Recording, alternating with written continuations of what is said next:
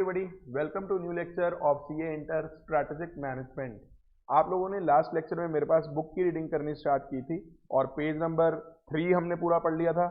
Page 4 भी हमने almost पूरा पढ़ लिया था और पेज 4 पे हमने बहुत अच्छे अच्छे फंडामेंटल्स और क्लियर किए थे कि भाई कॉर्पोरेट लेवल वाले किस तरह के डिसीजंस लेते हैं। ये हमने यहाँ पे इस जगह पे फोकस किया था कि इनका फोकस रहता है बिजनेस लाइंस कौन सी हमने ध्यान देनी है, एक्सपैंड कहाँ करना है, ग्रो कहाँ करना है, अक्वायर किसे करना है, मर्ज किसे करना है, डाइवर्सिफाई कहाँ करना है। और एक मैंने आपको वर्ड उस दिन लास्ट में समझाया था, वर्टिकल इंटीग्रेशन एंड बैकवर्ड, मतलब vertical integration and horizontal integration. और वर्टिकल इंटीग्रेशन के अंदर हमने बात की थी कि ये फॉरवर्ड भी हो सकती है, बैकवर्ड भी हो सकती है, इस तरह की बातें हमने की थी। नए इन्वेस्टमेंट एरियाज क्या रहेंगे, पैसा निकालना कहाँ से है, डाइवेस्टमेंट कहाँ करेंगे, जिसे हम रिट्रेंचमेंट बोलते थे। तो ये सारी बातें कॉर्पोरेट लेवल वालों के घेरे में आती हैं। और जो बिजनेस लेवल या हमारा नीचे फंक्शनल लेवल है, वो लोग बातें करते हैं प्रोडक्ट की प्रमोशन कैसे करनी है, मार्केटिंग कैसे करनी है, प्राइजेस कैसे फिक्स करने हैं, प्रोडक्शन वॉल्यूम क्या रखनी है, प्रोडक्शन में कौन कौन से प्रोडक्ट्स प्रोड्यूस करने हैं, ठीक है, फिर परचेज कहाँ से करना है, पर्सोनल को डेवलप कैसे करना है, एचआर कैसे डेवलप करना है। इस तरह की सारी चीजें हमारा डिविजनल और फंक्शनल, ज्यादातर तो फंक्शनल लेवल के पॉइंट्स यहाँ पे आपको दिए हुए हैं, ठीक है। अब इससे आगे जो लिखा हुआ है ना पेज नंबर 4 पे, ये टॉपिक हम लोग ऑलरेडी कॉपी में लिख चुके हैं। Strategies partly proactive and partly reactive. कहता है कंपनी की जो एक्चुअल स्ट्रेटजी होती है वो ब्लेंड होती है, हमने कॉपी में लिखा हुआ है। कुछ तो प्रोएक्टिव एक्शंस होते हैं। प्रोएक्टिव एक्शंस का पर्पस क्या है कि हम लोग अपनी परफॉर्मेंस को और इंप्रूव करना चाहते हैं, अपनी पोजीशन बेटर करना चाहते हैं, अपनी परफॉर्मेंस बेटर करना चाहते हैं, मार्केट में हमारी जो पोजीशन है वो और बेटर करना चाहते हैं। कॉपी में मैंने इतनी लंबी लाइन नहीं लिखवाई, कॉपी में मैंने सिर्फ इतना लिखवाया, it is a blend of proactive actions. पर प्रोएक्टिव एक्शंस क्यों लेते हैं उसका भी रीजन हमें यहाँ पे दिया हुआ है, तो बुक तो आपको साथ में इन एनी केस पढ़नी ही है। और साथ में रिएक्शंस भी हम करते हैं इन कारणों की वजह से जो फ्रेश मार्केट कंडीशंस आ जाती हैं। ये सारी लैंग्वेज आपको समझ में आ गई होगी। और मैंने कल के लेक्चर में भी कहा था कि रीडिंग आपको बहुत मन से करनी है, ठीक है। संदीप सिंह जी पूछ रहे हैं सर मार्केट पेनिट्रेशन बता दो। लास्ट लेक्चर में मैंने बताया था जैसे जियो ने क्या किया था, पेनिट्रेट किया था मार्केट के अंदर, घुस गई थी एकदम से 2016 में, अपना सारा कुछ फ्री फ्री फ्री अनाउंस करके उसने पूरा पेनिट्रेट कर दिया था। तो मार्केट में घुसने को पेनिट्रेशन का मतलब होता है किसी चीज के अंदर घुस जाना। तो मार्केट को पेनिट्रेट कैसे करोगे आप, कैसे मार्केट में घुसोगे, कैसे उसके अंदर जैसे बोलते हैं ना चीरते हुए आगे बढ़ना, उसे बोलते हैं पेनिट्रेट करना। तो मार्केट पेनिट्रेशन उस चीज के लिए टर्म यूज होती है, ठीक है। आगे बढ़ते हैं पेज 5 पे प्रोएक्टिव को मैंने समझा रखा है। कहता मैक्सिमम जो आपकी करंट स्ट्रेटजी होती है ना वो कहां से आती है, जो पुराने एक्शंस आपने इनिशिएट किए होते हैं और वो अच्छे चल रहे होते हैं। मैंने कॉपी में आपको लिखवा रखा है जो चीजें अच्छी चल रही होती हैं वो तो आप लोग आगे भी चलाना चाहते हो, तो वो पोर्शन भी प्रोएक्टिव पोर्शन है। साथ ही साथ कुछ नए नए इनिशिएटिव्स आप लॉन्च करते हो ताकि आपकी पोजीशन और परफॉर्मेंस और भी बेटर हो सके, ये भी प्रोएक्टिव है। कई बार ना बच्चे सिर्फ इस लाइन को पढ़ के न्यूली लॉन्च सोचते तो रिएक्टिव है, नहीं, लाइन को ध्यान से पढ़िए। वो कह रहा है कि करंट स्ट्रैटेजी के अंदर वो चीजें भी आती हैं जिसमें आप लोग नया नया कुछ सोचते हो, तो जिसमें भी कुछ नया नया सोच रहे हैं वो भी प्रोएक्टिव है। तो इसलिए मैंने ये हेडिंग्स बना दी है प्रोएक्टिव और रिएक्टिव की। आपकी बुक में हेडिंग नहीं बनी हुई है प्रोएक्टिव और रिएक्टिव की, पूरा पैराग्राफ फॉर्म में लिखा हुआ है, पर मैंने उसको डिस्टिंग्विश करा है, ठीक है। इस गेम प्लान को प्रोएक्टिव बोलते हैं और ये डेलिबरेट होता है, यानी जानबूझ के आपने बनाया होता है। इतना पोर्शन आपको प्रोएक्टिव में लिख के आना है। और अगर मैं रिएक्टिव की बात करूं तो इसमें क्या बोलता है, कहता हर मूव आपकी प्लॉटिंग नहीं हो सकती। प्लॉटिंग क्या होता है, जैसे आप कोई ग्राफ बनाते हो, एग्जैक्ट पॉइंट उसमें लिख देते, ये यहाँ प्लॉट कर देते हो उसे, पर कहता हर मूव को आप प्लॉट नहीं कर सकते हो, क्योंकि आपकी एक मूव कॉम्पिटिटर की क्या मूव होगी आपको क्या पता। तो आपका हर मूव ऐसे प्लॉटेड नहीं हो सकता है और डेलिब्रेट नहीं बना सकते हो आप सारी चीजें। जो चीजें आपने एंटिसिपेट नहीं करी हुई थी वो भी हो जाती हैं। तो ऐसे में जब अनएक्सपेक्टेड टर्न्स होते हैं तो आपको रिएक्शंस की जरूरत है, आपको एडजस्टमेंट्स की जरूरत है। और जब आप रीजन रिस्पॉन्स देते हो अपनी स्ट्रैटेजी के अंदर उसे बोलते हैं रिएक्टिव स्ट्रैटेजी। आई होप आपको ये टर्म्स पूरी तरह से समझ में आ रही होंगी, एक एक शब्द आपको क्लियर हो रहा होगा बहुत ही बढ़िया से, ठीक है। और अल्टीमेटली हमने क्या समअप कर दिया कि एक स्ट्रैटेजी के अंदर आपको स्टिचिंग करनी पड़ती है किस किस की, एक तो प्रोएक्टिव के अंदर इंटेंडेड भी आता है, प्लान्ड भी आता है, तीनों एक ही बातें हैं। और साथ में रिएक्टिव को हम लोग अडेप्टिव भी बोल सकते हैं, रिएक्टिव को हम लोग अडेप्टिव भी बोल सकते हैं। आई होप आपको ये टर्मिनोलॉजी पूरी तरह से समझ में आ रही होगी। एक इसकी ना डायग्राम बनी हुई है, ये डायग्राम की आपको रफ में प्रैक्टिस करनी है, ठीक है। इसके अंदर ये डायग्राम में क्या बताना चाह रहे हैं देखो, लेफ्ट साइड पे उन्होंने लिखा है कंपनी के अपने एक्सपीरियंसेस हैं, नो हाउ है उनकी अपनी, उनके स्ट्रेंथ हैं, वीकनेस हैं, ठीक है। और कॉम्पिटिटिव फैक्टर्स भी लिख सकते हो आप यहाँ पे, इसको लिख सकते हो कॉम्पिटिटिव फैक्टर्स, यानी कई फैक्टर्स को स्टडी करके, कई फैक्टर्स को स्टडी करके एक तो आप अपनी स्ट्रेटजी प्लान करते हो, प्लान में क्या क्या आता है, आपके नए इनिशिएटिव भी आते हैं, प्लस जो पुराने सही चल रहे हैं उनको भी आप कंटिन्यू करते हो, दोनों चीजें आती हैं, मैंने कॉपी में लिखवा रखा है। जो पुराना अच्छा चल रहा है उसको भी आप आगे लेके चलते हो प्लान करके, और जो आज आप सोचते हो नया करना है वो भी आपका प्रोएक्टिव है, और साथ ही साथ आप अडेप्ट भी करते हो, ठीक है। और ये दोनों मिला के आपकी एक्चुअल कंपनी की स्ट्रेटजी बनती है। यानी डायग्राम में ऐसा कुछ ऐसा नहीं है कि जो बहुत अलग है, और एक ना डायग्राम में ऊपर लिख रखा है अबंडेंट स्ट्रेटजी फीचर्स, इसका कोई सिर पैर ही नहीं है। तो आप ना बस डायग्राम में इतना याद रखो कि एक गोला मार के आपको दो एरो मार के प्रोएक्टिव और रिएक्टिव को जोड़ना है एक्चुअल के साथ, दैट्स इट।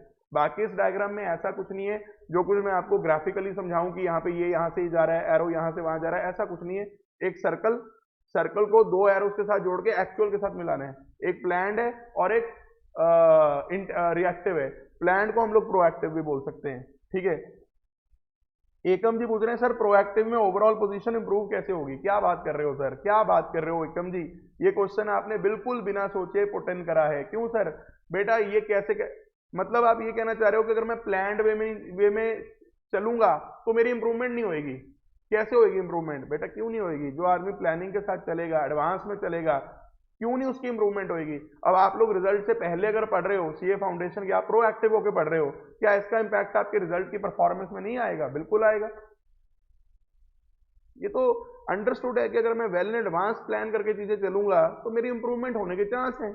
बाकी there is no guarantee over here. हम कोई एसएम पढ़ा के गारंटी नहीं दे सकते हैं किसी चीज की, मैनेजमेंट गारंटी नहीं दे सकती किसी भी चीज की, लेकिन आपको बेटर के लिए तैयार कर सकती है, बेटर के लिए आपको तैयार कर सकती है। आई होप आपको मेरी बात क्लियर होगी। आगे बढ़ते हैं। अब एसएम क्या है थोड़ा सा पढ़ते हैं तेजी से, क्योंकि इसमें से क्वेश्चन आने का चांस नहीं है, जनरल लाइंस हैं। हाइपर कंपटीशन क्या होता है? जिसमें कंपटीशन बहुत ज्यादा होता है, और आज की डेट में आपको पता है हाइपर ही है, हर जगह हर चीज हाइपर कंपटीशन है। कहता है यहां पे आप ऑपरेट तभी सक्सेसफुली कर सकते हो अगर आप सुपीरियर वैल्यू डिलीवर कर रहे हो कस्टमर्स को। यानी अगर आप अच्छी वैल्यू दे पा रहे हो कस्टमर्स को तो आपका कोई सर्वाइवल रहेगा। अगर आप अच्छा वैल्यू नहीं दे पा रहे हो कस्टमर्स को तो भाई आप ज्यादा लंबी रेस के घोड़े नहीं बन पाओगे, रगड़े जाओगे, कुचले जाओगे, दबाए जाओगे कॉम्पिटिटर के द्वारा। तो आपको अपने आप को चेंज भी करना पड़ेगा एनवायरनमेंट के हिसाब से। एसएम के अंदर दो वर्ड हैं, स्ट्रेटजी प्लस मैनेजमेंट। जो स्ट्रेटेजिक प्लानिंग होती है ये भी एसएम का एक बड़ा इंपॉर्टेंट कंपोनेंट है कि आप लॉन्ग रेंजिंग प्लानिंग करके चला करो। तो स्ट्रेटेजिक प्लानिंग में आप एक स्ट्रेटजी ढूंढते हो जिससे कि आप कंपटीशन से मीट करते हो और लॉन्ग टर्म अपनी सर्वाइवल और ग्रोथ का बंदोबस्त करते हो, ठीक है। और ओवरऑल ऑब्जेक्टिव मैंने आपको बता रखे हैं, टू फोल्ड है, ये हमने कॉपी में लिखे हुए हैं। तो एसएम का जो एम है वो ये है कि कंपनी अपने प्रोडक्ट्स को सेव करे और अल्टीमेटली अपने प्रोडक्ट्स प्रॉफिट और ग्रोथ को अचीव करे। अगर अपने प्रोडक्ट को बचा पाओगे, कॉम्पिटिटर से लड़ पाओगे, तभी तो प्रॉफिट और ग्रोथ मिलेगा ना आपको। और ये डेफिनेशन तो हम लोग पहले भी पढ़ चुके हैं, ठीक है। और ये साइक्लिक मैनर में प्रोसेस है, बार बार रिपीट होती रहती है, ठीक है। और ओरिजिनली हम इसको बिजनेस पॉलिसी बोलते थे। ये लाइन अभी मैं पीछे मैंने जो एक टॉपिक छोड़ा है बिजनेस पॉलिसी वाला, उससे मैं आपका रिलेट करवा दूंगा। अभी यहाँ पे मैं लिख देता हूँ पी, इस लाइन पे मैं लिख देता हूँ पी, आप मत लिखना, मैं पी लिख रहा हूँ क्योंकि मैं आपका एक कवर करवाऊंगा बिजनेस पॉलिसी के टॉपिक के साथ, आपको लिखने की जरूरत नहीं है, ठीक है। अगला टॉपिक इंपॉर्टेंस ऑफ एसएम, ठीक है। अब पहली बात तो कहता है स्ट्रैटेजी को फॉर्मुलेट करना, इंप्लीमेंट करना, ये सभी ऑर्गेनाइजेशंस के लिए बहुत ज्यादा इंपॉर्टेंट हो गए, क्योंकि खासकर जो ये अनस्टेबल इन्वायरमेंट है, टर्बुलेंट जो मैंने वर्ड आपको बताया था, टर्बुलेंट होता है चेंजिंग, अनस्टेबल, इसको लड़ने के लिए आपको ये बहुत ज्यादा जरूरी है। फटाफट से मेरे को याद करके बताओ, एक हमने थ्योरी पढ़ी थी डार्विन की बचपन में, सर्वाइवल ऑफ फिटेस्ट। वैसे तो जिन बच्चों ने यहाँ पे पढ़ा होगा इस टॉपिक को घर से, आपको याद आ गया होगा कि सर्वाइवल ऑफ फिटेस्ट क्या बोलती है। शॉर्ट में मेरे को फटाफट बताओ, डार्विन साहब की ये थियरी सर्वाइवल ऑफ फिटेस्ट क्या चीज हाईलाइट करती है? ये थियरी क्या चीज हाईलाइट करती है सर्वाइवल ऑफ द फिटेस्ट? फटाफट से याद करा के बता दो। वैसे तो आपने यहां से पढ़ लिया होगा survival of the fittest. Darwin साहब मैं आपको याद करवाता हूं, आप वैसे कमेंट कर रहे हैं तो अच्छी बात है, पर साथ साथ सुनते भी जाएं। डायनासोर्स याद है, लार्जेस्ट, हमारे पृथ्वी पे सबसे one of the largest element या लार्जेस्ट एनिमल, लेकिन एक टाइम आज आ गया है जब वो एक्सटिंक्ट हो चुके हैं, खत्म हो चुके हैं। तो डार्विन साहब क्या बोलते हैं, स्ट्रॉन्गेस्ट या लार्जेस्ट, ये सबसे फिट नहीं है। ये ना सोचना कि जो लोग स्ट्रॉन्गेस्ट हैं या फिटेस्ट हैं, या जो लोग स्ट्रॉन्गेस्ट हैं या जो जायंट हैं सिर्फ वही सरवाइव करेंगे। इस धरती पे वो सरवाइव कर पाएगा जो अपने आप को चेंजेस के हिसाब से अडेप्ट कर पाएगा। Change is important, you need to change yourself, you have to be flexible, you have to be dynamic. जो चेंजिंग इन्वायरमेंट को अडेप्ट कर लेगा, ठीक है, जो अपने आप को अपडेट करता रहेगा, वो लॉन्ग लास्टिंग रहेगा। जो इन्वायरमेंट के चेंजेस को अडेप्ट करेगा, बिल्कुल ठीक आंसर, बिल्कुल ठीक आंसर सभी बच्चों के आ रहे हैं। कहते अगर डायनासोर सबसे फिटेस्ट होते ना तो आज वो एक्सटिंक्ट ना होते। वो लार्जेस्ट थे, वो जायंट थे, लेकिन वो अपने आप को बदल नहीं पाए, वो अडेप्ट नहीं कर पाए समय के हिसाब से, इसलिए वो आज एक्सटिंक्ट हो गए। और यही मैंने 2-3 दिन पहले आपको एग्जांपल नोकिया का भी दिया था। One of the largest mobile phone company, mobile बनाती थी, इतने ज्यादा मोबाइल इनके सेल होते थे, नया मॉडल हाथों हाथ बिकना शुरू हो जाता था। लेकिन आज इनकी ये पिछले, और ये कोई मैं 100 साल पुरानी बात नहीं कर रहा हूं, everything has change in last 12 to 15 years. 12 से 15 साल में नोकिया का इतना ज्यादा बुरा हाल हो गया, या इतना ज्यादा उनकी सेल कम हो गई है, आपके सामने ही है। नहीं चेंज कर पाए, अडेप्ट अपने आप को नहीं अडेप्ट कर पाए, बस खत्म हो जाएंगे, धीरे धीरे एक्सटिंक्ट हो जाएंगे, लोग नाम ही भूल जाएंगे उनका। तो डार्विन साहब बहुत अच्छी बात बोल गए, बहुत बढ़िया, दोनों पॉइंट आई होप आपको पूरी तरह से समझ में आए होंगे। और ये तो मैं आपको बार बार जो बोलता हूं कि बिजनेस के कॉन्सेप्ट्स आपकी रियल लाइफ में भी अडेप्ट होंगे, इस रियल लाइफ प्रिंसिपल को अपने ऊपर भी लगा लेना भाई साहब। क्योंकि जो लोग डायनामिक नहीं ना होते, जो इंसान डायनामिक नहीं होता, जो सोचता है बस मेरे को जो आता है बहुत है, मेरे को अपडेट नहीं करना, मेरे को अपने आप को बदलना नहीं है, मेरे को समय के हिसाब से चेंज नहीं होना, भाई रेस में पीछे खो के रह जाओगे, रेस में पीछे खो के रह जाओगे, ये बात याद रखिएगा, ठीक है। तो आपको ये प्रिंसिपल अपनी लाइफ के अंदर भी लगाने गए, बिल्कुल सर, ये रियल लाइफ स्किल है एक आपका, मतलब बिजनेस पे तो लग ही रहा है, लाइफ पे भी लगाना है, लाइफ स्किल बनेगा ये आपका, ठीक है। आई होप क्लियर है आपको। आगे बढ़ते हैं। बहुत जायंट्स कहता है एक्सटिंक्ट हो गए हैं, समझ में आ गया होगा। तो आपको सीए बनना है भाई, कोई ना कोई कॉम्पिटिटिव एडवांटेज ढूंढनी पड़ेगी आपको, जिसके बेस पे आप कॉम्पिटिटर को लताड़ पाएंगे, आप जीत पाएंगे। तो बेनिफिट सारे मैंने आपको कॉपी में लिखवा रखे हैं, आपको डायरेक्शन मिलेगी, विजन वगैरह मिलेगा आपको, आप प्रोएक्टिव हो जाएंगे, ज्यादा रिएक्टिव नहीं होंगे, ज्यादा आप चीजों को एनालाइज कर पाएंगे, और सिर्फ स्पेक्टेटर्स नहीं बने रहेंगे, बैठ के तालियां बजाना आपका काम नहीं, आहा इस बंदे ने बड़ा अच्छा करा, इस बिजनेस ने बड़ा अच्छा करा, लोग आपके लिए तालियां मारेंगे। स्पेक्टेटर कौन होते हैं, जो बैठ के सिर्फ ऑडियंस की तरह चीजें व्यू करते हैं। आपको स्पेक्टेटर नहीं बनना, आपको एसएम लगाकर दूसरों को स्पेक्टेटर बनाना है, कि देखो मेरे को मैं क्या कर रहा हूं, सीखो मेरे से। अच्छा, बहुत बढ़िया पॉइंट लिखे हुए हैं। ये डिसीजन वाला पॉइंट मैंने आपको बता दिया था कि अगर आप एसएम लगाओगे तो आपको डिसीजन लेने का एक अच्छा फ्रेमवर्क मिल जाएगा, बहुत अच्छे से पॉइंट कवर किया हुआ है। फिर आपका फ्यूचर अच्छा रहेगा, ये पॉइंट स्वॉट से रिलेटेड है कि आप स्वॉट बेटर एक्सरसाइज अच्छा कर पाओगे। आप अपनी स्ट्रेंथ वीकनेसेस को देखकर, अपॉर्चुनिटी और थ्रेट्स को स्टडी करके आप अपनी स्ट्रैटेजी अच्छी बना पाओगे, और अल्टीमेटली ये देख पाओगे कि कैसे इसको ग्रैब करना है, कैसे अपॉर्चुनिटीज को ग्रैब करना है, कैसे थ्रेट से बचना है। लैंग्वेज पढ़ लेना एक बार अच्छे से, सारी डिस्कस की हुई है। फिर ना ये एक पॉइंट है कॉर्पोरेट डिफेंस मैकेनिज्म का, यानी कि देखो होता क्या है, कई बार ना आपसे गलतियां हो जाती हैं। पिटफॉल्स क्या होते हैं, खड्डों में गिर जाना। अगर आप बिना एसएम के चलोगे तो आपसे गलतियां भी होंगी, आप खड्डों में भी गिरोगे। हालांकि मैं ये नहीं कह रहा एसएम अगर आप लगाओगे तो आपसे गलतियां नहीं हो सकती, बट कहीं ना कहीं जो आदमी प्लान्ड वे में चलता है, कई चीजें प्लान करके चलता है, ज्यादातर केसेस में वो किसी ना किसी तरह से बच जाता है। वो डिफेंस मैकेनिज्म उसका एक स्ट्रांग होता है, क्योंकि वो प्रोएक्टिव के साथ साथ रिएक्टिव भी चलता है। वो ये नहीं सोचता कि बस जो मैंने प्लान करा है बिल्कुल वैसे ही करना है, समय के हिसाब से वो अपने आप को बदलता भी है, वो चेंज भी करता है अपनी चीजों को। तो कहीं ना कहीं थोड़ा आपको डिफेंस मैकेनिज्म अच्छा मिल जाता है अगर आप एसएम अच्छा लगाते हो। तो कॉस्टली मिस्टेक्स नहीं होती हैं आपसे। ये कॉस्टली मिस्टेक्स किसे बोलता है, मान लो आपने मार्केट गलत चूज कर ली, आपने कोई स्ट्रैटेजी गलत बना ली, आपने कोई चॉइस गलत कर ली। अगर आप एसएम के कॉन्सेप्ट अच्छे लगा के चलोगे तो आपसे कोई भारी भरकम गलती नहीं होगी। लेकिन अगर आप हवा में बातें करोगे, जैसे हमारे +2 के मैनेजमेंट में भी ना हमारे टेलर साहब बोलते थे, हवा में मैनेजमेंट ना करो, साइंटिफिकली करो, बायस्ड होकर मैनेजमेंट ना करो। आपका एक्सपीरियंस क्या बोल रहा है, आपकी इंट्यूशन क्या बोल रही है, ये सोच के मैनेजमेंट ना करो। साइंटिफिकली चीजों को स्टडी करो, उसके बाद डिसीजन लो, क्योंकि अगर आप अपने तरीके से डिसीजन लेते हो सकता है कल को आपसे कोई डिसीजन गलत हो जाए। तो ये चीजें एसएमबी इन्हीं चीजों पे जोर देती है कि स्ट्रैटेजिकली चलो,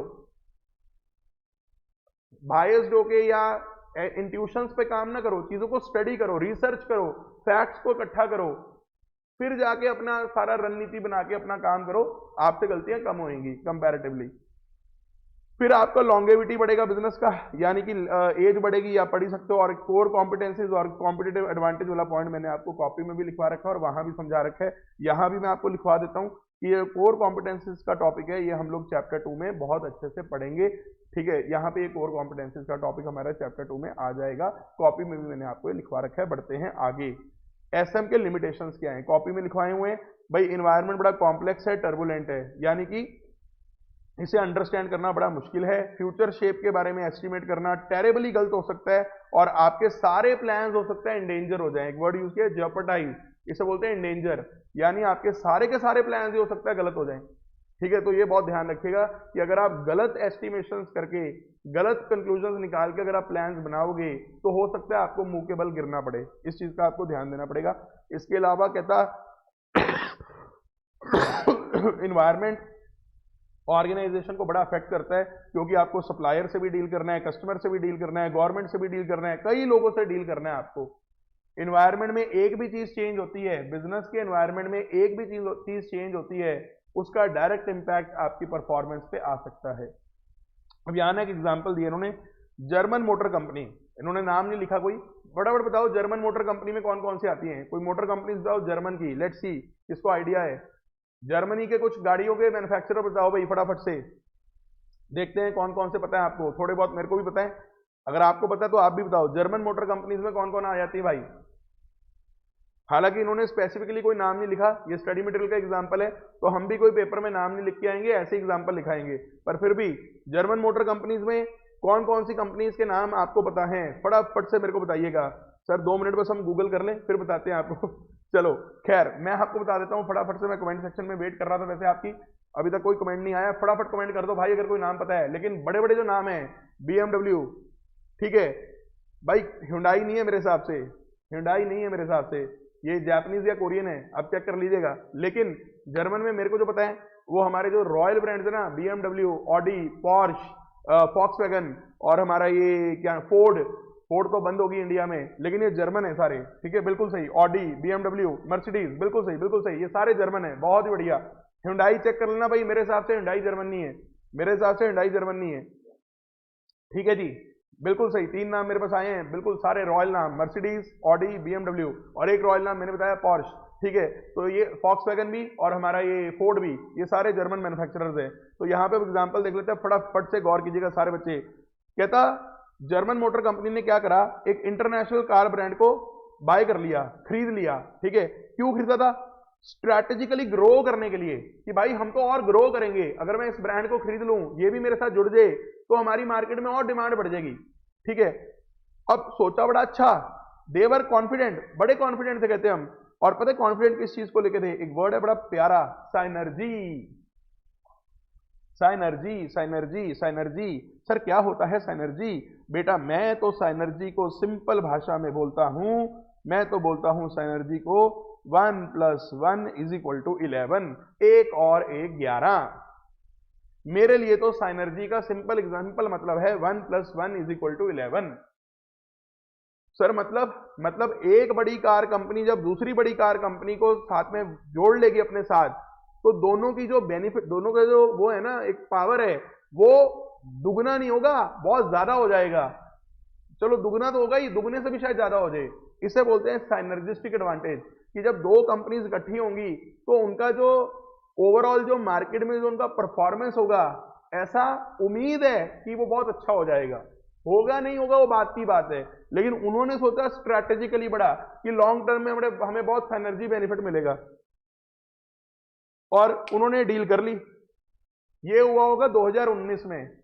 अब उन्हें क्या पता था भाई 2020 में तो पैंडेमिक नाम की चीज आ रही है, कोविड-19 नाम की चीज आ रही है, जो चाइना नाम के एक कंट्री ने एक शेर छोड़ दिया था अपना 2020 में, ठीक है, वो आ जाएगा, किसी को क्या पता था।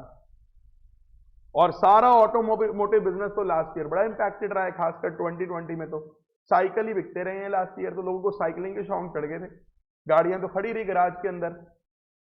तो अल्टीमेटली ये स्ट्रैटेजी और एनवायरमेंट को नहीं ओवरकम कर पाई। तो मतलब अपनी तरफ से तो हर आदमी अच्छा सोच के करता है ना जो भी स्ट्रैटेजी बनाता है, लेकिन एनवायरमेंट ने और खुदा ने भगवान ने आपके लिए क्या सोच के रखा हुआ है ये नहीं ना आपको पता।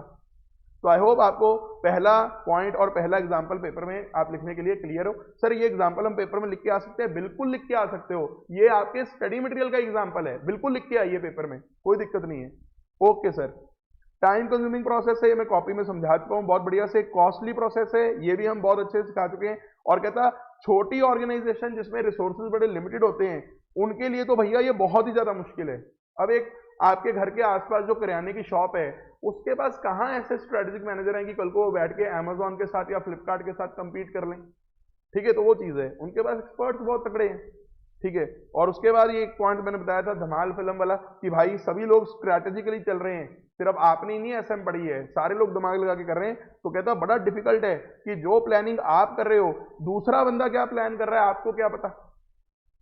कई बार ना चेस में भी आपने ऐसा देखा होगा, आप चाल सोच रहे हो तो अपनी कि मैं ऐसे करूंगा ऐसे करूंगा ऐसे करूंगा, अरे दूसरा आदमी भी तो चेस खेल रहा है, उसके दिमाग में भी तो कुछ चालें चल रही हैं। आप अपनी चाल के बारे में ना सोच सोच के खुश हो जा रहे हो, नजारे ले रहे हो, वो पता लगे 2-3 चालों में उसने आपका चेक एंड मेट कर दिया कि ले ले भाई गेम खत्म होगी, तू अपनी चाल सोचता रहा, ये ले अपने राज्य को बचा है। तो होता है ऐसे बड़ी बार। सही कह रहे हो सर, बिल्कुल सही कह रहे हो। तो ये वाली चीजें आपकी हो जाती हैं लिमिटेशंस ऑफ एसएम। बिल्कुल ठीक बात सर, बिल्कुल ठीक बात, बिल्कुल ठीक, हमें समझ में आ गया है, बहुत ही बढ़िया। कॉपी वाली बातें भी आई होप आप रिवाइज कर रहे होंगे। अब एक काम करते हैं, कॉपी में थोड़ा सा और लिखते हैं आज। ओके सर, जैसे आप कहो वैसे करेंगे हम सर, कोई दिक्कत वाली बात नहीं है, लिखवाओ सर। ये लो जी, लिखना स्टार्ट कीजिएगा। कहाँ से लिखे सर? अरे बता रहे हैं बता रहे हैं बता रहे हैं, सब्र करें। ये लो भाई, टॉपिक नंबर 6, मैं होता हूं गायब। टॉपिक नंबर 6 नाम है जी strategic levels in organization. Strategic levels in organizations. तो पहले जगह देख लो भाई, पहला लेवल यहां तक है जो आपके सामने स्क्रीन है, इतना ही है। तो अकॉर्डिंगली आपको जगह चाहिए होगी, देख लेना। जितना आपको स्क्रीन में नजर आ रहा है सिर्फ इतना ही है पहला लेवल। लिखिए first level corporate level. First level corporate level, इसके बारे में मैं साथ में लिखवा रहा हूं आपको, फटाफट से लिखना शुरू कीजिए। इसमें हमारे सीईओ यानी कि चीफ एग्जीक्यूटिव ऑफिसर, बीओडी यानी कि board of directors, corporate staff. Corporate staff में और कौन लोग आ जाएंगे? कॉर्पोरेट स्टाफ में आ जाएंगे for example CFO, CTO. CTO कौन होता sir? Chief technical officer. Chief technical officer, जो बड़ी बड़ी आईटी इंडस्ट्री की कंपनीज हैं उनमें तो सीटीओ भी रखना पड़ता है ना उन्हें, क्योंकि कोई ना कोई टेक्नोलॉजी को भी देख रहा होगा सारा। CFO, CTO, COO. Sir COO कौन है? Chief operations officer, chief operations officer etcetera, बहुत सारे हो सकते हैं। चीफ सीआरडीओ भी हो सकता है, चीफ आरएनडी ऑफिसर, ठीक है। तो बहुत सारे हो सकते हैं, मैंने आपको सिर्फ नाम लिखवा दिए कुछ एग्जाम्पल के तौर में। CFO, CTO. सीएफओ आपने सुना हुआ है, आई होप सीटीओ और सीओ शायद आपने पहली बार सुने हो। सीटीओ चीफ टेक्निकल ऑफिसर है और सीओओ हमारा है chief operations officer, chief operations officer, ठीक है जी।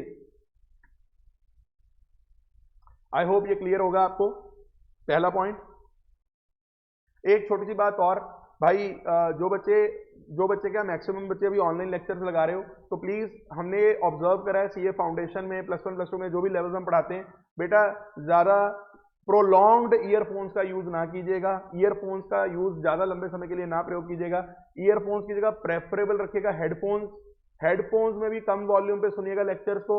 और बेस्ट तो ये है कि आप कोई ब्लूटूथ स्पीकर या कोई वायर वाले स्पीकर जो आपको ठीक लगे अपना प्रॉपर सेटअप करके स्पीकर्स पे सुने तो लेक्चर वो सबसे बड़ी है, ठीक है। तो ये बात मैं एक बार बोलना चाहता हूं जरूर कि भाई प्रोलॉन्ग्ड लंबे समय के लिए ज्यादा आप लोग ईयरफोन्स का यूज ना करें, प्लीज यूज कीजिएगा स्पीकर्स का, ठीक है। तो वो आपके कानों के लिए, आपके सारे जो ओवरऑल जो हमारा दिमाग है उस पर सारा, क्योंकि सीधी आवाज कानों के अंदर जा रही है लंबे समय के लिए, वो कहीं ना कहीं कानों को भी इफेक्ट करेगी और सिर भी दुखने लग जाता है ज्यादा देर अगर हम उस पर सुनते हैं। तो प्लीज इस चीज का ध्यान दीजिएगा, ठीक है।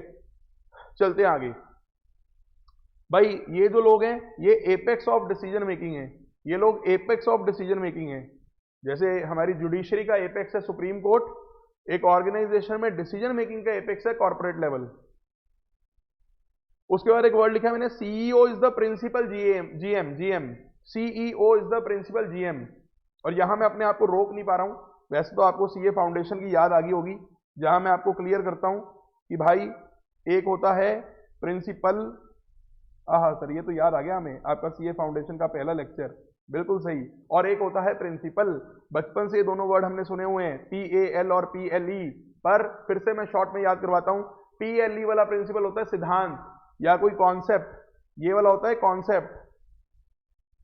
और सबसे ज्यादा मजा तो मुझे तब आता है जब मैं बच्चों से पूछता हूं बेटा मैथ्स में प्रिंसिपल कौन सा होता है, मैथ्स में प्रिंसिपल और इंटरेस्ट वाला, तो बच्चा पता क्या बोलता है, अच्छा अगर ये वाला प्रिंसिपल तो सिद्धांत वाला है ना, तो और ये वाला प्रिंसिपल ना स्कूल वाला है, ये ऊपर वाला स्कूल वाला है, स्कूल वाला प्रिंसिपल PAL वाला।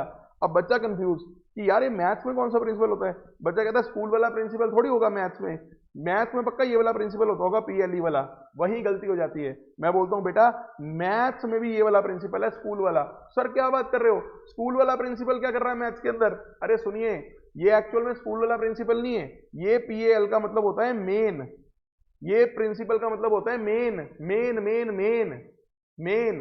तो स्कूल वाला प्रिंसिपल मेन बंदा जो स्कूल का हेड है, इसलिए वहां प्रिंसिपल यूज होता है। और जो मैथ्स में प्रिंसिपल यूज होता है वो भी क्यों ये वाला है, क्योंकि वहां पे आपने जो लोन लिया होता है ना वो आपकी मेन अमाउंट होती है प्रिंसिपल, बाकी इंटरेस्ट होता है, इंटरेस्ट एक्स्ट्रा होता है। अच्छा ये तो बात सर हमें बचपन से किसी ने सिखाई नहीं, बेटा कोई बात नहीं, जितना आप सीख रहे हैं सीख लो। और यहां पे भी अगर आप देखो मैं कॉर्पोरेट लेवल में जब लिख रहा हूं तो मैं वर्ड बोल रहा हूं प्रिंसिपल, कौन सा वाला प्रिंसिपल, PAL वाला, PAL वाला, ये वाला प्रिंसिपल होता है मेन मुख्य। CEO प्रिंसिपल GM है, GM बोले तो जनरल मैनेजर, ठीक है। एक सेकेंड ये मैं लिख दूं ये जनरल मैनेजर है, कहीं आप GM को सोच जाओ कि ब्रैकेट में मैंने लिखा है गार्डियन ऑफ शेयर होल्डर्स, तो आप सोचो ये GM guardian of share holders कैसे फुल फॉर्म बन रही है, बेटा ये GM वही है, जनरल मैनेजर वाला GM ही है, कहीं बार में कंफ्यूज हो जाओ, ये GM जनरल मैनेजर वाला ही है, ठीक है। लिख लो फटाफट से, इसे गार्डियन ऑफ शेयर होल्डर्स भी मानते हैं, ये शेयर होल्डर्स का गार्डियन है, सब समझाऊंगा अभी लिखते रहो। ओके सर आगे देखिए आगे क्या लिखा है हमने, इसके आगे हमने लिखा है बेटा कॉर्पोरेट लेवल वाले क्या करते हैं, prepare strategies to maximise shareholders wealth, ये स्ट्रैटेजीज बनाते हैं शेयर होल्डर की वेल्थ को मैक्सिमाइज करने के लिए।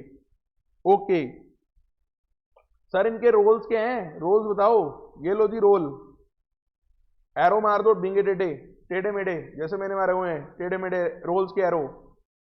लेफ्ट साइड से बोलना शुरू कर रहा हूं, बिल्कुल लेफ्ट साइड से। पहला रोल है लीडरशिप, लीडरशिप के साथ मैंने ब्रैकेट में लिखा है overall, overall leadership.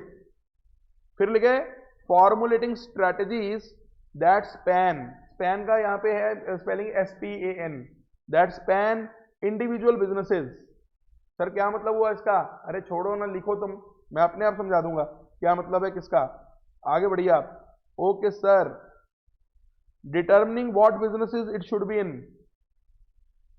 Determining what business it should be in. अगला point defining mission and goals, और last point development of overall strategy, development of overall strategy, development of overall strategy. लिख के रख लो, बाद में समझाता हूं क्या लिखा है हमने। आई होप आपने ये सारे पॉइंट लिख लिए होंगे। दूसरा लेवल है जी business level, business level,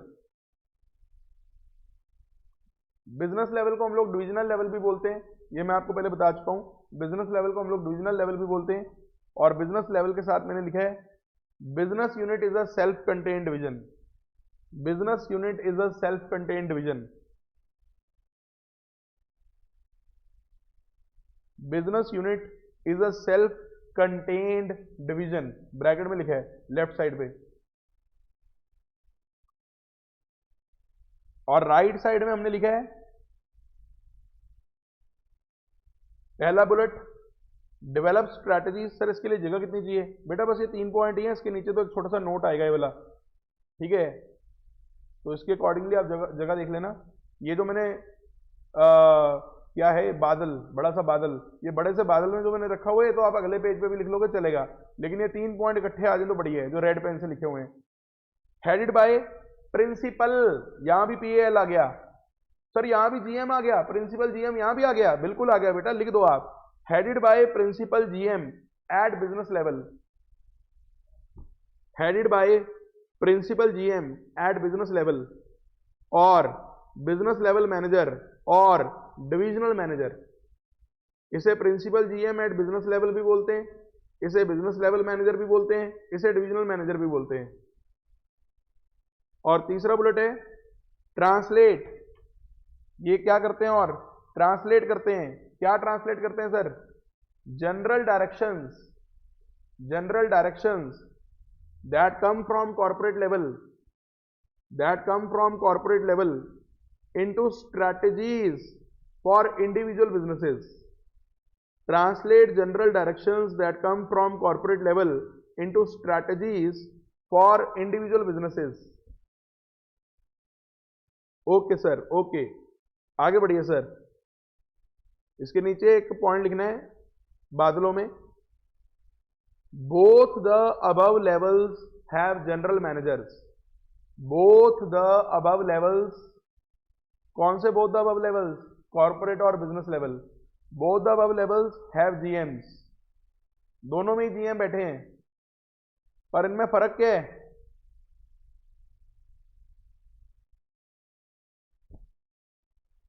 corporate level और बिजनेस लेवल के जीएम्स में क्या फर्क है, कॉर्पोरेट वाले क्या करते हैं, concerned with strategies that span individual businesses, और राइट साइड पे लिखा हुआ है business level concerned with strategies that are specific to particular businesses, particular business. इतना जब आप लिख लो तो एक बार थम्स अप कर देना, फिर मैं आगे बढ़ूंगा, इतना लिख के कीजिएगा थम्स अप फटाफट से।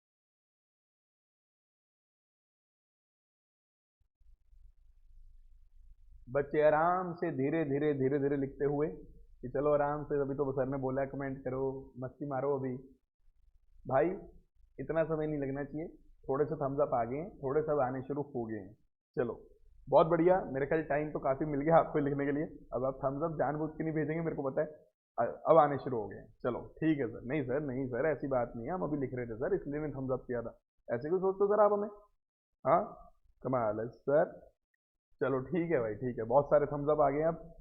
बिल्कुल ठीक है सर। पहले समझाओगे या लिखवाओगे? और बेटा और लिखवाएंगे अभी। अभी तो 2 लेवल लिखे हैं, क्या समझाऊं अभी इसके अंदर। चलो आगे बढ़ते हैं। लिखो पॉइंट नंबर 3। पॉइंट नंबर 3 लिखे हो। ये क्या आ गया?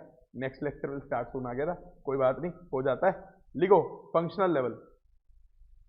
फंक्शनल लेवल के बारे में भी लिखना शुरू कर दो फटाफट से। फंक्शनल लेवल के अंदर पहला बुलेट क्या लगाया है हमने? Responsibility confined. रिस्पॉन्सिबिलिटी कन्फाइंड है बेटा, यहां कन्फाइंड है। क्या होता है सर कन्फाइंड का मतलब? रिस्ट्रिक्टेड है। Responsibility confined to one organisational activity. Bracket में लिखा है स्पेसिफिक बिजनेस फंक्शंस। लिखो भाई लिखो, जल्दी लिखो। Specific business functions.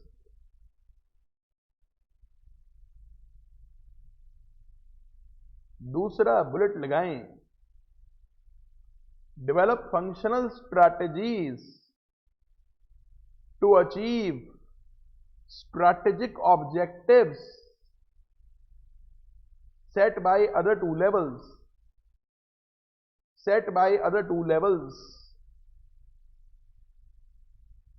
और इसके साथ मैंने ग्रीन पेन से लिखा है हेल्प इन एग्जीक्यूशन और implementation of corporate and business level plans. Help in execution और implementation of corporate and business level plans.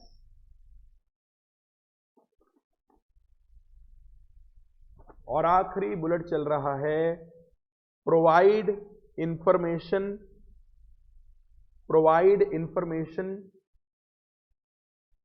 To above levels. Provide information to above levels as they are closer to customer. as they are closer to customer.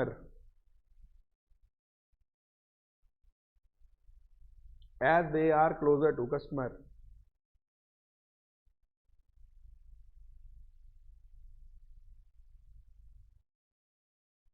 ठीक है sir, हम आपकी बात properly लिख चुके हैं सारी।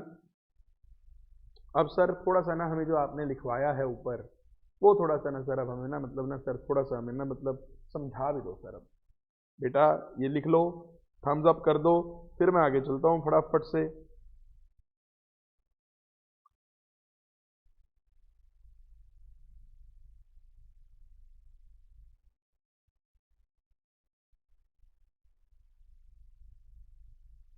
वैसे तो ज़्यादा लिखने के लिए नहीं है, बट फिर भी मैं चाहता हूँ कि सारे बच्चे एक साथ चलें, किसी का भी कुछ नोटिंग वाला काम रह ना जाए। थोड़ा मैं आपसे बोलता रहता हूँ कि भाई कमेंट कर दो, आपने लिख लिया नहीं लिख लिया। वैसे तो लिख लिया होगा अब तक, ठीक है। तो थोड़ा सा हम लोग अब डिस्कस करना भी स्टार्ट करते हैं कि आखिर हमने ऊपर क्या लिखा है। वैसे थम्स अप आ भी गए हैं मेरे पास, बहुत ही बढ़िया। तो आइए स्टार्ट करते हैं। जिनका भी कुछ थोड़ा बहुत रहता है स्क्रीन फिर से देख लीजिएगा, कोई दिक्कत नहीं है, मैं डाउन तो करूँगा स्क्रीन फिर से। तो स्ट्रैटेजिक लेवल्स इन ऑर्गेनाइजेशन, ये टॉपिक है हमारा, topic number 6, strategic levels in organisation. ठीक है जी। तो पहली बात तो हमारा जो सबसे पहला लेवल है वो है कॉर्पोरेट लेवल, जिसे मैं बोलता हूँ टॉप लेवल, सबसे ऊपर के लोग। तो इसमें तो भैया सारा हमारे chief executive officer, board of directors, फिर ये हमारा कॉर्पोरेट स्टाफ, जैसे मैंने आपको सीएफओ बताया, चीफ फाइनेंशियल ऑफिसर, सीटीओ बताया, चीफ टेक्निकल ऑफिसर, सीओओ बताया, चीफ ऑपरेशंस ऑफिसर। तो ये सारे ना, ये जो सीटीओ सीएफओ है ना, इसकी चर्चा मैं आगे जाके भी थोड़ी सी और करूंगा। और एक ना केस के साथ आपको बताऊंगा कि मेरी किसी से इंटरेक्शन हुई थी, मेरे एक फैमिली मेंबर कजन के साथ किसी के साथ, तो उससे रिलेटेड एक इंटरेक्शन मैं आपको जरूर बताऊंगा, जो आपके लिए भी शायद थोड़ी सी माइंड ओपनिंग होगी, थोड़ी आई ओपनिंग होगी। इस सिलेबस के साथ हम उसको डिस्कस करके देंगे, खासकर सीटीओ वर्ड को, ठीक है। सीटीओ और सीएफओ इन दोनों को मैं आपको डिस्कस करके दिखाऊंगा, और इसको सीईओ के साथ भी थोड़ा कंपेयर कराऊंगा। बट अभी फिलहाल मैं आगे बढ़ रहा हूँ। दूसरा पॉइंट है एपेक्स ऑफ डिसीजन मेकिंग। ये डिसीजन मेकिंग का टॉप मोस्ट है, आप समझते ही हो। भाई जो हमारा सीईओ है ना, सीईओ चीफ एग्जीक्यूटिव ऑफिसर, ये अपना एक बात समझिएगा, एक वर्ड आ रहा है यहाँ पे जीएम। जीएम का मतलब क्या है? जनरल मैनेजर, जनरल मैनेजर, ठीक है। तो अब ना मैं आपको छोटी सी बात बताता हूँ। जैसे हम बात कर रहे थे आईटीसी ग्रुप की, हमने बात की थी शुरू में आईटीसी ग्रुप की, ठीक है। या आप टाटा ग्रुप का भी एग्जांपल ले सकते हो, या आप टाटा ग्रुप का भी एग्जांपल ले सकते हो। टाटा ग्रुप के अंदर आपको पता ही है, टाटा ग्रुप भी बड़ा डाइवर्सिफाइड ग्रुप है, टाटा ग्रुप भी बड़ा डाइवर्सिफाइड ग्रुप है। इसके अंदर Tata power, Tata steel, Tata motors, Tata Tanishq, Tanishq भी आपको पता है टाटा प्रोडक्ट है, और आजकल तो कैरेट लेन करके भी है, ये भी आगे टाटा वालों का ही वेंचर है। फिर टाटा टाइटन, फिर टाटा वालों को आगे ताज होटल्स भी है, टाटा वालों का ये भी। तो टाटा एक बहुत डाइवर्सिफाइड ग्रुप है, बहुत डाइवर्सिफाइड ग्रुप है, ठीक है। अब ये तो हो गया हमारा कॉर्पोरेट लेवल सबसे ऊपर, ठीक है। अब जो हमारा जीएम होता है ना, जीएम, जीएम चीजें देखता है जनरल, जनरल यानी वो स्पेसिफिक कोई चीज नहीं देखता। अब सोचो जो हमारा यहाँ पे सीईओ बैठा है टाटा ग्रुप का, अगर जो सीईओ है, तो सीईओ सिर्फ ये नहीं कह सकता कि मैं तो सिर्फ टाटा पावर को देखूंगा, टाटा टाइटन से मेरा कोई मतलब नहीं है, या टाटा मोटर से मेरा कोई मतलब नहीं है। भाई जो सीईओ है ना पूरे टाटा ग्रुप का, वैसे तो मैं आपको बता दूं, ये टाटा का एग्जांपल यहाँ पे इतना अच्छा फिट नहीं होता, क्योंकि जो ये Tata power, Tata steel, Tata Motors है ना, ये ना अलग अलग कंपनीज बना रखी हैं टाटा ग्रुप वालों ने, टाटा ग्रुप वालों ने अलग अलग कंपनीज बना रखी हैं। लेकिन अगर आप सोचो टाटा का एक कंपनी के अंदर ये अलग अलग डिविजन हो, सिर्फ कंपनी एक ही हो, तो जो कंपनी का सीईओ होगा वो सारे के सारे जो बिजनेसेस हैं सभी को साथ लेके चलेगा। इसे बोलते हैं जीएम, जनरल मैनेजर, यानी he is not confined only to a specific thing, he is not only confined to a specific thing, ठीक है। तो उसे मैं बोल रहा हूं कि he is the principal GM. जो हमारा सीईओ है ना, सीईओ, वो प्रिंसिपल जीएम है। वो पावर को भी देख रहा है, स्टील को भी देख रहा है, मोटर्स को भी देख रहा है, पर वो मेन जीएम है, सबसे ऊपर जीएम वो है, जनरल मैनेजर, ठीक है। तो इसके लिए पॉइंट आ रहा है प्रिंसिपल जीएम। चलो अब मैं ना वो इंटरेक्शन भी आपके साथ क्लियर कर देता हूं, मैं वो इंटरेक्शन भी आपके साथ क्लियर कर देता हूं, क्लियर वो इंटरेक्शन क्या हुई थी। पर उससे पहले मैं आपको एक चीज और बताता हूं। अब सोचो जो टाटा पावर है, टाटा पावर ये बिजनेस लेवल है, आपको पता है बिजनेस लेवल पे भी एक जीएम होता है, एक बिजनेस लेवल पे भी जीएम होता है। वो जीएम का क्या काम होगा बिजनेस लेवल के जीएम का? यानी जो टाटा पावर है इसको हम डिविजनल हेड भी बोलते हैं, बिजनेस हेड भी बोलते हैं, या बिजनेस जीएम भी बोलते हैं। अब टाटा पावर के अंदर अंदर कई फंक्शंस हैं, इसमें फाइनेंस का भी फंक्शन है, परचेज, मार्केटिंग, प्रोडक्शन, सेल्स, कई फंक्शन है। अब जो बिजनेस लेवल पे जीएम होगा ना, वो अपने बिजनेस के अंदर जितने भी फंक्शंस हैं उन सारे फंक्शंस का इंचार्ज है, उन सारे फंक्शंस का इंचार्ज है, इसलिए वो भी जीएम है। लेकिन ध्यान रखिएगा जो हमारा सीईओ है he is the principal GM, यानी कि सारी चीजें उसके अंडर आती हैं। लेकिन जो बिजनेस लेवल का जीएम है उसके अंडर सिर्फ उसके बिजनेस की जनरल बातें सारी आती हैं। यानी कि टाटा पावर वाले को टाटा स्टील से या टाटा मोटर से मतलब नहीं है, पर टाटा पावर वाले को अपनी purchase, sale, marketing, production, HR, finance, सारी चीजों को एक साथ लेके चलना ये बिजनेस लेवल हेड का काम है, इसलिए वो भी जीएम है, इसलिए वो भी जीएम है, ठीक है। अब वो थोड़ा सा मैं आपको बताता हूं, जब आप सीए करते हो ना बेटा, सीए, सर हम किस लेवल पे पहुंचते हैं जब हम सीए करते हैं, आपको आज मैं क्लियर करता हूं। तो पहले तो मैं आपको ये बता दूं, सीए करते ही आप सीधा टॉप लेवल पे नहीं पहुंच जाओगे कंपनी के। नॉर्मली जो आपकी भर्ती होगी, जो आप रिक्रूट होकर सिलेक्ट होगे, आप फाइनेंस डिपार्टमेंट में जाओगे। फाइनेंस, अगर किसी कंपनी में जॉब करते हो, अगर किसी सीए फॉर्म में नहीं जाते, किसी कंपनी में, कॉर्पोरेट्स में काम करते हो, टाटा रिलायंस या कोई ऐसी कंपनी में अगर आप काम करते हो, तो आप किसी बिजनेस के अंडर किसी फंक्शन में जाके आप अपॉइंट होते हो, ठीक है। अगर आप अच्छी मेहनत कर, यानी हम मिडिल लेवल पे आप एक बारी एक तरह से आप सिलेक्ट होते हो, अच्छी मेहनत करते रहोगे उसी उसी फील्ड में, फाइनेंस फाइनेंस फाइनेंस फाइनेंस, बहुत ज्यादा जब अच्छा एक्सपीरियंस और आपकी नॉलेज अच्छी होगी, तो जाके आप कभी 10 साल, 15 साल, 20 साल जाके अगर आप अच्छी मेहनत करते हो तो कॉर्पोरेट लेवल में आप सीएफओ बन सकते हो, चीफ फाइनेंशियल ऑफिसर, क्योंकि आपने फाइनेंस बहुत देखा होगा अपनी लाइफ में, वो भी कॉर्पोरेट पर। लेकिन वो कॉर्पोरेट जीएम नहीं है, ध्यान रखना, ही is not the corporate GM, he is a corporate specialist, वो कॉर्पोरेट स्पेशलिस्ट है, ठीक है। तो मेरी इंटरेक्शन पता क्या हो रही थी मेरे कजन से। अब मेरा कजन है बीटेक फील्ड से। ये कजन वैसे मेरे बहुत, मैं अपने सिलेबस में बताता रहता हूँ, कजन ब्रदर्स अपनी फैमिली में जो, चलो जो इंटरेक्शन होती है ना, एक रियल लाइफ वो चीजें आती हैं, टच आता है। तो वो मेरे से 6-7 साल छोटा है, 7-8 ईयर छोटा है। तो अभी उसकी बीटेक कंप्लीट हुई है। He is very good in coding and जो आजकल ये सारा है ना अपनी आईटी इंडस्ट्री का, जो वो बड़ा उन चीज़ों में बहुत फास्ट है, वो बहुत अच्छा उसका होल्ड है उस पर।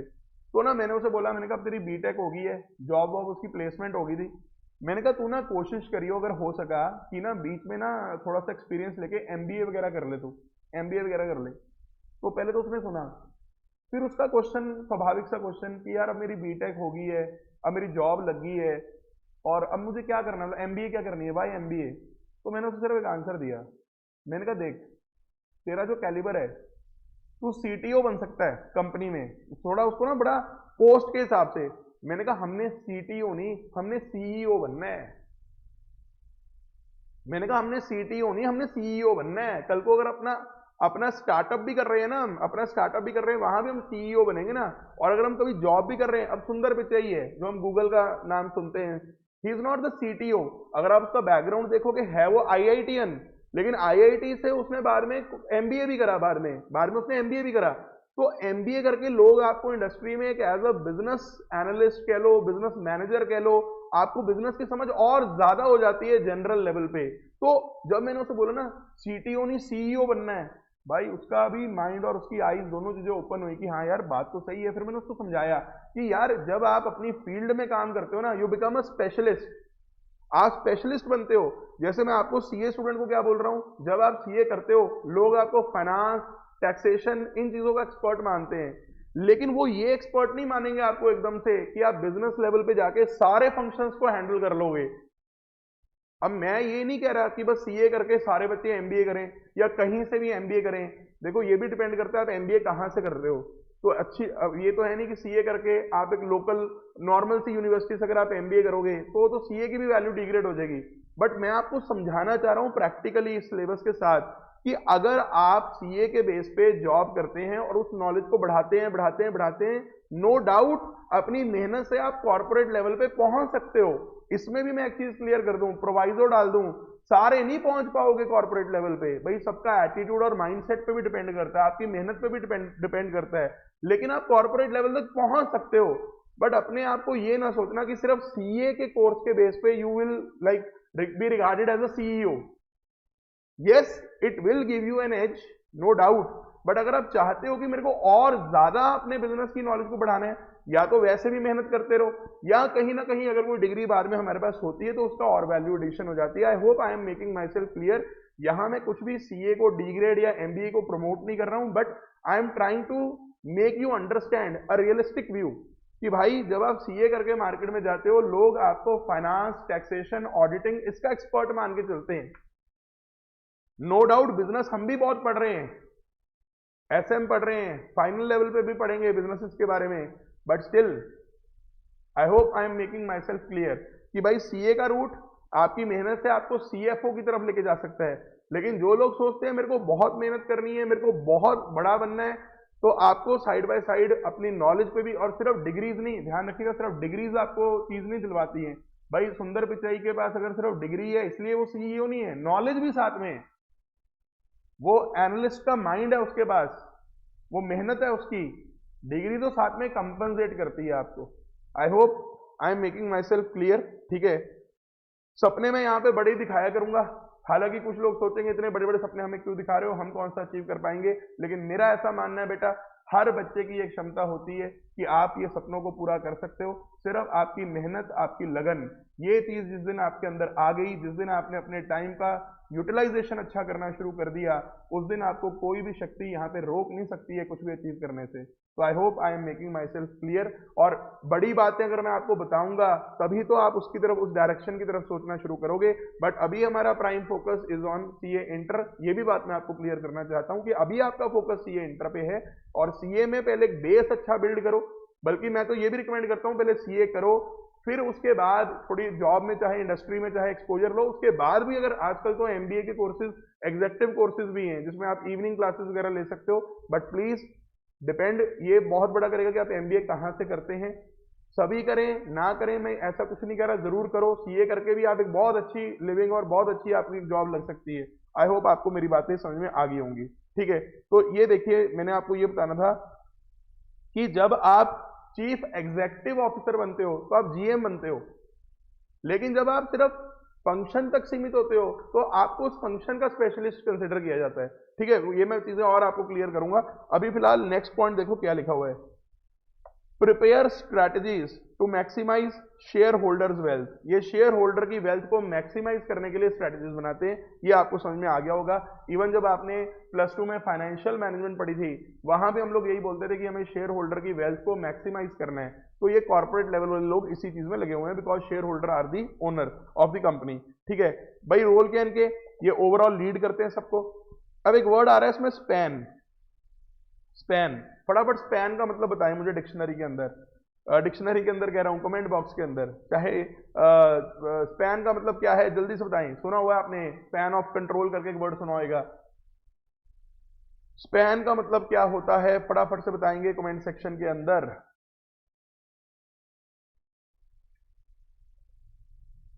तो स्पैन का सिंपल मतलब अगर मैं आपको बताऊं तो इसका मतलब आप लिख सकते हो extend across. Extend across, extend across. भाई जो हमारे कॉर्पोरेट वाले बंदे हैं ना, इनकी जो स्ट्रैटेजीज होती हैं, ये इस लाइन को पढ़ के लगता है दैट स्पैन इंडिविजुअल बिजनेस। लगता है ऐसे है कि सिर्फ एक बिजनेस के लिए स्ट्रैटेजी बना रहे हैं, ऐसा नहीं है। स्पैन का जब मतलब बोलता हूं मैं एक्सटेंड क्रॉस, मतलब सारे बिजनेसेस के लिए स्ट्रैटेजी ये सोच रहे हैं ओवरऑल।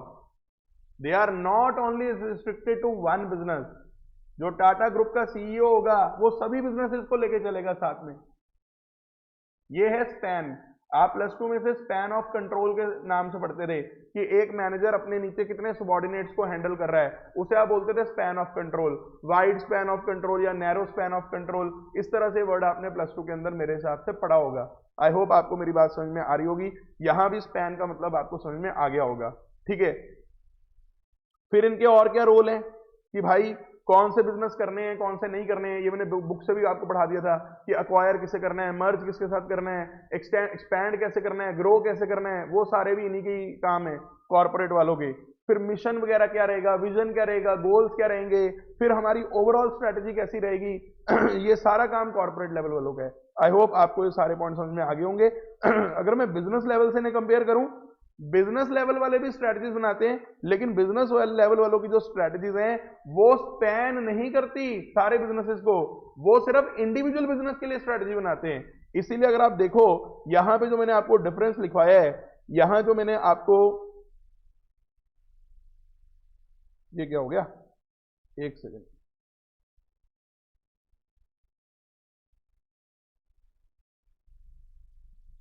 ये इधर उधर कैसे होगी लाइंस।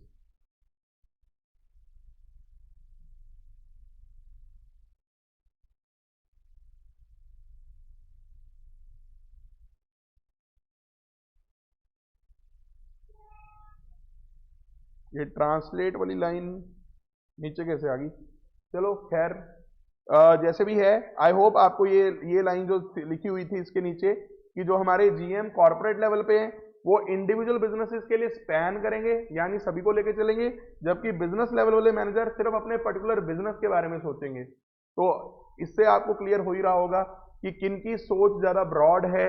जो कॉर्पोरेट लेवल पे लोग बैठे हैं उनकी ब्रॉड सोच है ज्यादा।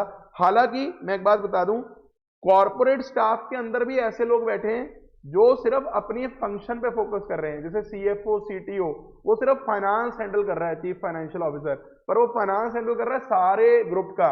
Chief technical officer technology handle कर रहा है पूरे ग्रुप का।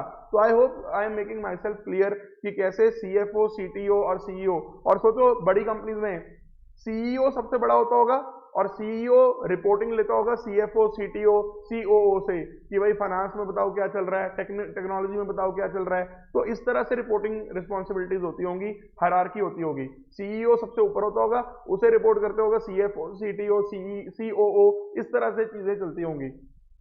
तो अपने आप में बहुत अच्छा वर्ल्ड है एक पूरा। ठीक है, तो आप प्लीज घर पे पूरे को पढ़ के आइएगा, मैं कल इसको कंटिन्यू करूंगा। आज हम यहाँ पे रुकते हैं। आई होप पढ़ के मजा आया होगा और आज आपका थोड़ा दिमाग और खुला होगा। CEO, COO, CTO, CFO, finance क्या है, जनरल मैनेजर क्या है, जीएम बिजनेस लेवल पे अलग क्यों है, जीएम कॉर्पोरेट लेवल पे अलग क्यों है, कॉर्पोरेट लेवल पे जीएम के साथ साथ स्पेशलिस्ट भी बैठे हुए हैं। तो ये सारी रियल लाइफ जो कल को आपने जिस हायरार्की में जाना है एज जॉब करने, अगर कल को आप जाते हो तो यही हायरार्की आपको सारी देखने को मिलेगी बड़ी मल्टीनेशनल कंपनीज के अंदर। ठीक है, तो आज हम यहाँ पे रुकेंगे, कल मुलाकात फिर होगी आपसे। आज के लिए इतना ही। Thank you very much, bye bye, take care.